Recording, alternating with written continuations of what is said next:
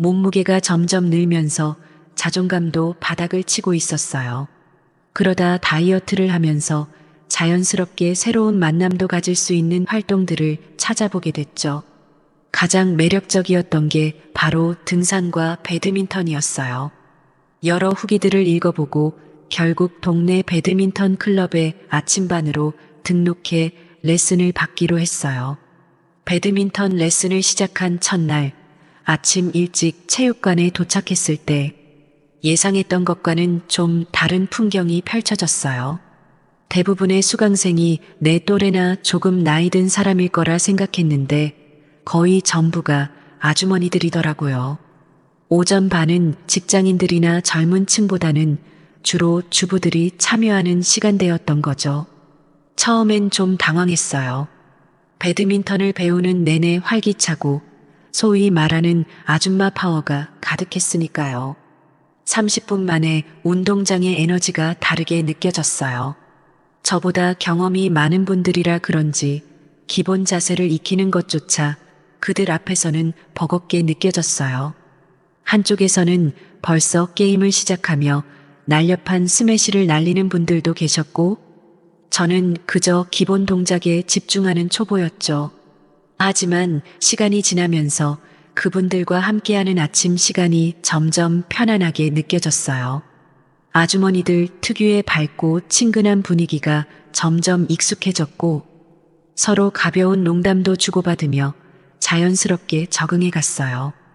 특히 배드민턴 기술뿐 아니라 인생의 조언까지 해주시는 분들도 있어서 어느새 그들과 함께 운동하는 게 즐거워지더라고요.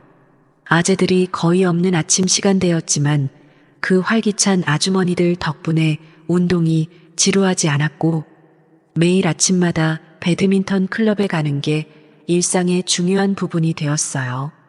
그 중에서도 진숙이란 아줌마는 처음부터 유독 제 눈에 띄었어요.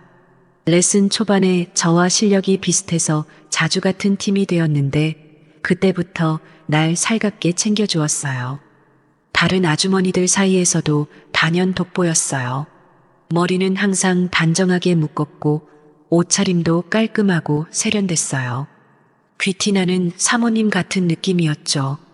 특히 아침마다 체육관에 아우디를 타고 나타나시는 모습이 꽤 인상적이었거든요. 운동을 마치고 나면 늘 힘들지 않냐? 며 먼저 물어봐 주시고 매번 음료도 챙겨주었고요. 처음엔 단순한 친절이라 생각했는데 점점 그녀와 함께 있는 시간이 많아지면서 다르게 느껴지기 시작했죠. 어느 날 첫 회식 자리가 있었어요. 다들 한 잔씩 기울이면서 화기애애한 분위기였죠. 그런데 진숙 아줌마가 내 옆에 슬쩍 앉더니 갑자기 너 여자친구 있냐? 고 물어보는 거예요. 나이도 묻고 왜 여자친구가 없냐며 어디 하자 있는 거 아니냐는 식으로 계속 질문을 던지더군요. 그래서 군대 다녀온 뒤로 여친 없이 2년이 넘었다고 했더니 그녀는 외롭겠다며 뭔가 묘한 말을 던졌어요. 분위기가 이상하게 흐르는 걸 느끼면서 진숙 씨는 유부녀 아니세요? 라고 물었죠. 그랬더니 그녀가 놀랍게도 쿨하게 나 돌싱이야 라고 말하는 겁니다. 쉿, 다른 사람한테는 비밀이야. 갑자기 둘만의 비밀이 생겨나며 이후 분위기는 점점 더 오묘해졌어요. 그래서 호기심에 그럼 나이 좀 여쭤봐도 되나요? 했더니 그녀는 대답 대신 내 손을 달라는 거예요.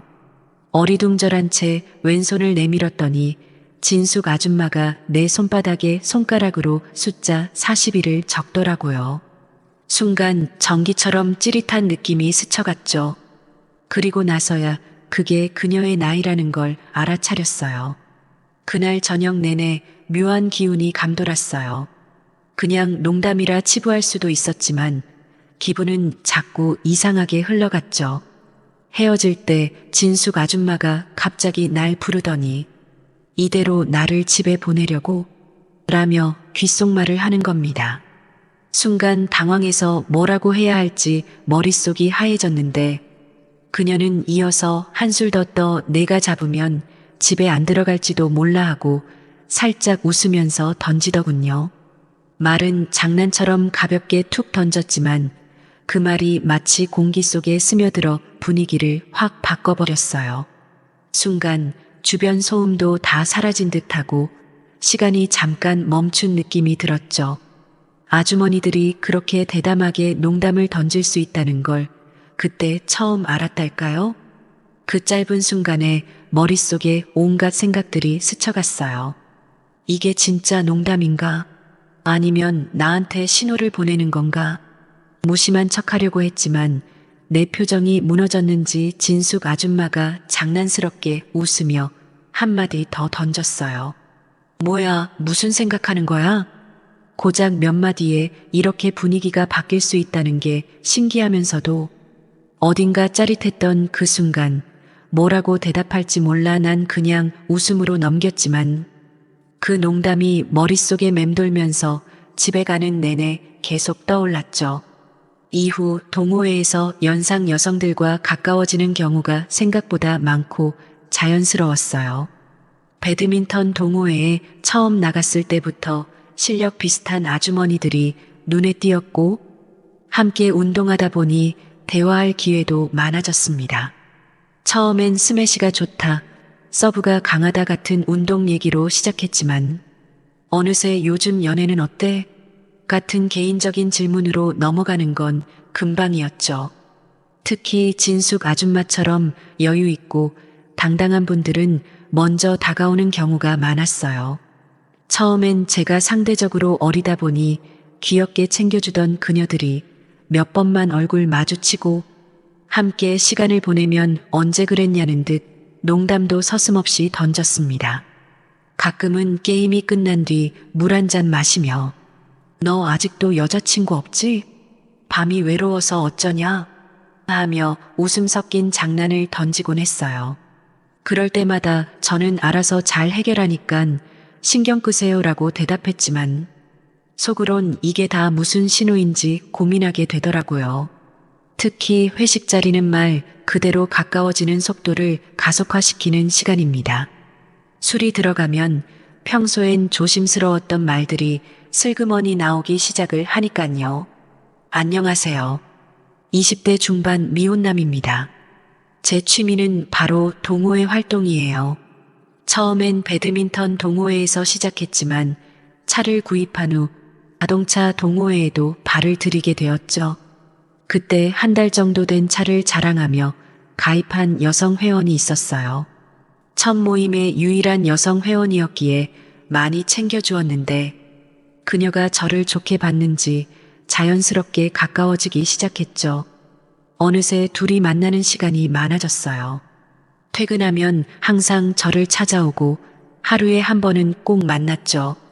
그녀는 원래 활달한 성격이라 사람들과 쉽게 친해지는 타입이더군요. 그런데 놀라운 건 유부녀였다는 사실. 남편이 바람을 피워 별거 중이라고. 그래서 이혼을 생각하고 있다며 뜬금없이 저한테 사귀자고 고백을 하더라고요. 순간 당황했지만 그녀가 이혼 서류만 접수하면 끝난다며 결혼할 것도 아닌데 괜찮지 않냐는 말에 그냥 받아들였어요. 게다가 5살 연상이라고 해도 외모도 예쁘고 성격도 발랄해서 연애 상대로 나쁘지 않겠다 싶었거든요. 그렇게 우리는 매일 함께 시간을 보내며 연인처럼 지냈고 자연스럽게 동거까지 하게 되었어요. 함께 출퇴근하고 퇴근 후에는 장도 보고 마치 진짜 부부처럼 살았죠. 하지만 어느 날 그녀가 이혼 문제로 가정법원에 다녀온 후부터는 무언가 달라지기 시작했어요. 갑자기 심란해 보이고 우울해하는 날이 많아졌거든요.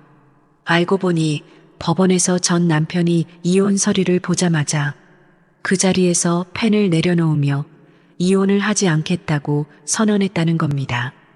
전 남편은 돌연 태도를 바꿔 울면서 그녀에게 한 번만 용서해 달라고 애원했다고 했대요. 특히 아이를 생각해서라도 다시 가족으로 돌아가자고 했고 그 말에 그녀는 흔들리고 말았죠. 갑자기 그런 말을 들었으니 저는 얼마나 혼란스러웠겠어요. 그녀는 저한테 말하더군요. 나를 붙잡아줘. 흔들리지 않게 잡아달라고. 하지만 저는 연애는 몰라도 그 이상은 두려웠습니다. 그래서 솔직히 말했죠. 나도 그 이상의 관계로 가는 건 어렵다고요. 이틀 뒤 그녀는 남편과 다시 합치기로 했다고 미안하다며 짐을 챙겨 떠났어요. 마지막으로 그녀가 한 말이 지금도 머릿속에 맴돌아요. 내가 좋긴 하지만 미래를 함께할 수 없다면 떠날 수밖에 없다라며요. 그녀와의 관계를 더 이상 이어가는 건 저도 두려웠기에 결국 붙잡지 않았습니다. 마음 한편으론 지금 당장이라도 보고 싶지만 머리로는 지금 정리하지 않으면 나중에 더 큰 상처가 될 거라는 생각이 들어요. 그래서 마지막으로 카톡을 보냈어요. 행복하게 잘 살길 바래라고. 쉽지 않았지만 제 마음도 편치 않네요. 이사는 새로운 시작이었다. 오랜만에 마음이 설렜다. 본가에서 멀리 떨어진 이곳은 직장과 가깝고 무엇보다도 자유롭고 아늑한 분위기가 마음에 들었다. 2천만 원 보증금을 들인 반전세 원룸은 새로 지은 건물이라 내부도 깔끔했고 방음도 잘 됐다. 엘리베이터도 설치되어 있어 퇴근 후 올라올 때마다 마음까지 한결 가벼워졌다. 이제야 진정으로 혼자 사는 기분을 느낄 수 있을 것 같았다. 건물의 4층에는 주인이 거주하는 집이 있었다. 주인은 40대 초반쯤으로 보이는 여성으로 매번 고급스러운 옷차림에 날렵한 단발머리를 유지했다. 그 집은 건물에서 유일하게 테라스를 가진 호실이었고 그 테라스에서 보이는 밤하늘이 꽤 근사했다. 그녀는 테라스에 앉아 노트북을 보거나 와인을 홀짝이는 모습이 종종 보였다. 주인공은 집을 오가며 몇 번이나 그녀와 마주쳤지만 단순한 인사 외엔 별다른 대화를 나누진 않았다. 그러던 어느 날부터 4층에서 이상한 소란이 들리기 시작했다. 심야 시간에 울려 퍼지는 고성이며 유리 깨지는 소리 같은 것도 들렸다. 밤마다 반복되는 그 소란은 꽤나 신경 쓰였다. 그나저나 그 남편이 바람을 피운다는 소문도 들려왔다. 이혼 후 위자료로 받은 건물 임대 수익으로 살아간다는 얘기도 들었지만 소문이 다 그렇듯이 어느 정도는 부풀려졌겠지 싶었다. 얼마 후 주인공이 베란다에서 담배를 피우고 있을 때였다. 위층 테라스에서 인기척이 나더니 그 주인이 아래를 내려다보고 있었다. 눈이 마주치자 그녀는 작게 웃으며 말을 걸어왔다. 저기, 죄송한데 혹시 담배 연기가 여기까지 올라오는 걸 아셨어요? 그녀의 말에 주인공은 깜짝 놀라며 얼른 담배를 끄려다 머쓱하게 대답했다. 아, 죄송합니다. 베란다라 괜찮을 줄 알았는데 신경 쓰이셨다면 조심할게요. 아니에요. 오해하지 말아요. 예민하게 들으셨다면 죄송해요.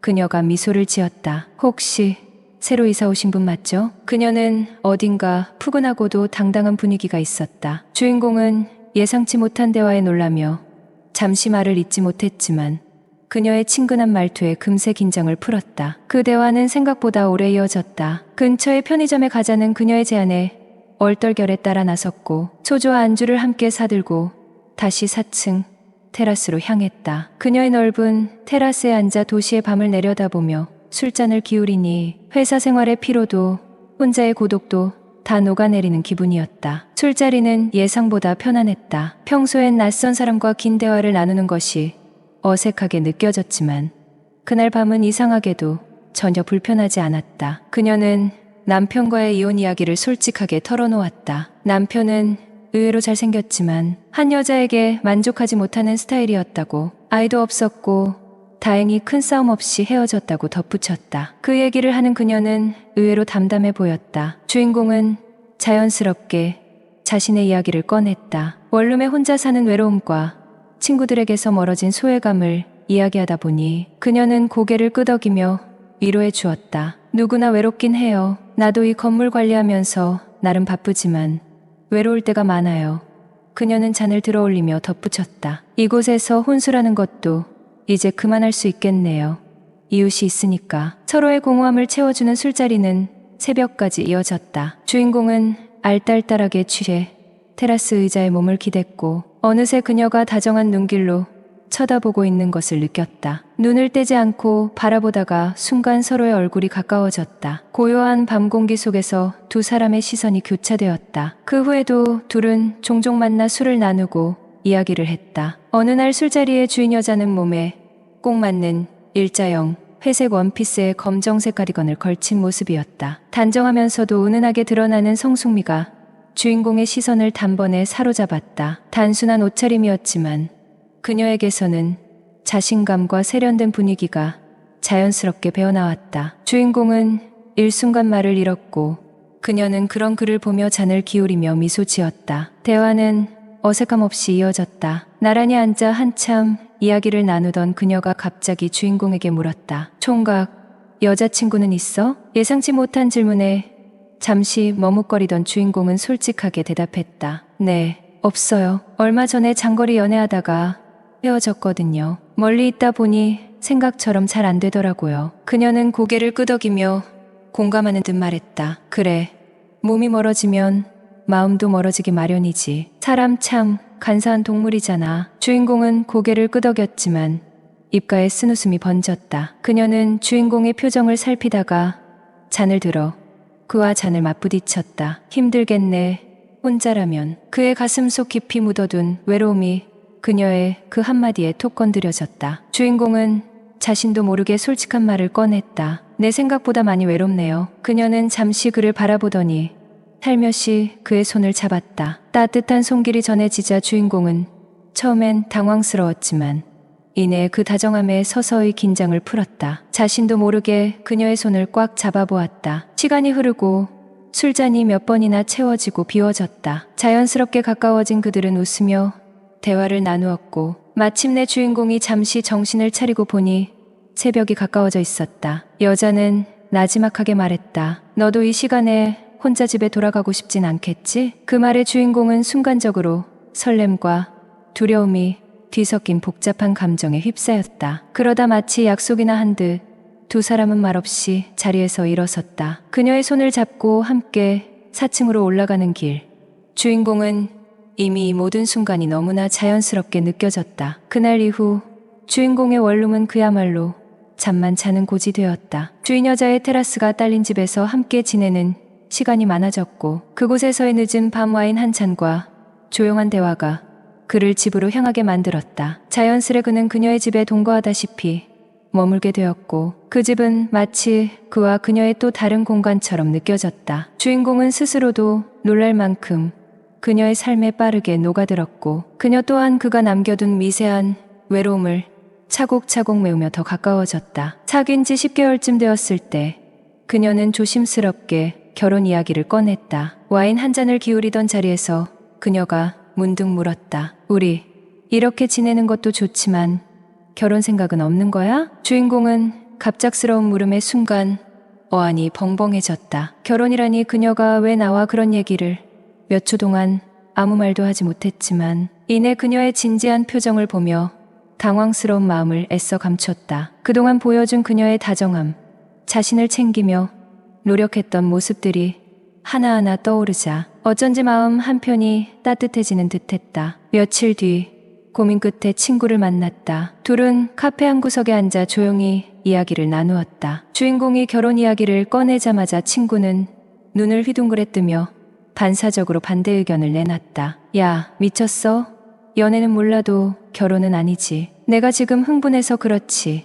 나중에 후회하게 될걸? 주인공은 예상했던 반응이었지만 왠지 씁쓸함이 밀려왔다. 사실 친구의 걱정도 이해가 안 되는 건 아니었다. 그녀와는 나이 차이도 있고 상황도 다르다 보니 결혼이라는 단어가 섣불러 보이는 게 사실이었다. 그래도 그냥 끝내버리기엔 너무 좋은 사람이야. 나한테는 과분할 정도로. 주인공은 낮은 목소리로 말했다. 친구는 고개를 절레절레 저으며 단호하게 말했다. 좋은 사람이니까 연애는 괜찮아. 근데 결혼은 현실이잖아. 연애할 때랑 완전히 다르다고. 주인공은 고개를 끄덕이면서도 어딘지 모르게 허전했다. 친구의 말처럼 결혼을 결정하기엔 고민할 부분이 많았다. 그러나 그녀와의 시간들은 그에게 더 이상 가볍게 넘길 수 없는 소중한 기억이 되어 있었다. 그녀와의 관계가 단순한 연애가 아닌 삶의 일부로 느껴지기 시작한 순간부터 결혼은 더 이상 막연한 얘기가 아니게 된 것이다. 결혼에 대한 생각은 복잡했지만 주인공은 자신이 진정으로 원하는 것이 무엇인지 깊이 들여다보기로 했다. 얼마 지나지 않아 주인공은 그녀의 과거에 대해 알게 되었다. 2번의 결혼과 2번의 이혼, 그리고 첫 남편과의 사이에서 아들이 있다는 사실까지. 그녀는 그동안 묵묵히 자신의 삶을 재정비해왔고 힘든 시기를 겪으며 주인공에게 최선을 다해왔다. 하지만 그가 예상치 못했던 이야기들이었다. 그녀는 조심스럽게 아들 이야기를 꺼냈다. 한 달에 한 번씩 아들을 만나러 가.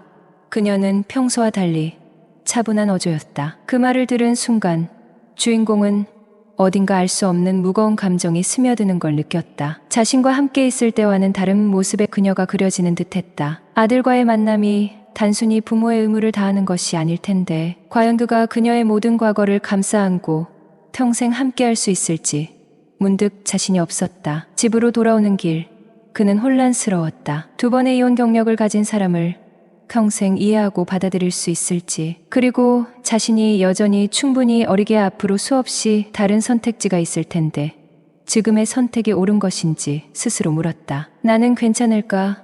그녀가 아들과 함께 있는 모습, 또 다른 인연의 흔적이 그의 삶에 묻어나는 것을 보는 게 그는 머릿속에서 그동안 함께한 행복한 시간들과 그녀의 2 이혼이라는 사실이 교차하며 복잡한 감정을 느꼈다. 그녀와의 관계가 깊어질수록 과거는 피할 수 없는 현실이 되어 그의 마음에 자리 잡았다. 이제 주인공은 그녀와의 관계에 대해 더욱 신중히 고민하기 시작했다. 주인공은 고민 끝에 그녀와 진지하게 이야기를 나누기로 마음먹었다. 어느 저녁 주인공은 작은 레스토랑에서 그녀와 마주 앉아 조용히 손을 잡았다. 잠시 침묵을 지키다 그는 천천히 입을 열었다. 솔직히 당신과 함께한 시간이 정말 행복했어요. 많이 의지하게 됐고 당신이 얼마나 소중한 사람인지도 알아요. 그런데 결혼은 또 다른 이야기 같아요. 우리 사이에 있는 무게를 무시할 수는 없으니까. 그녀는 그의 눈을 바라보며 가만히 고개를 끄덕였다. 나도 알아. 너에게 이런 이야기를 한 게 나도 생각보다 많이 고민했어. 부담 주려는 건 아니야. 그냥 내가 너를 정말 좋아한다는 걸 전하고 싶었을 뿐이야. 잠시 후 그녀는 그의 손을 더 따스하게 감싸주며 말했다. 앞으로 어떤 일이 있든 난 내 곁에 있을 거야. 당장 결혼이 아니어도 돼. 우리 서로 존중하며 지내자. 충분히 신중하게. 그는 그녀의 진심 어린 말을 들으며 마음이 편안해졌다. 결혼이라는 무거운 주제를 당장 결정짓기보다 이렇게 서로의 삶을 배려하고 존중하는 것이 2 사람에게 더 큰 의미라는 생각이 들었다. 주인공은 미소를 지으며 그녀에게 답했다. 그래요. 우리 천천히 가요. 대신 언제든 당신 옆에 있을게요. 2 사람은 조용한 레스토랑에서 손을 맞잡고 있었다. 결혼이 아니라도 서로를 지켜주겠다는 그 약속은 어쩌면 결혼보다도 깊고 의미 있는 서약처럼 느껴졌다. 그렇게 사람은 앞으로도 크고 작은 갈등을 함께 견디며 서로에게 더 큰 성숙과 진심을 선물하게 될 것이라는 예감을 느끼며 미소를 나눴다.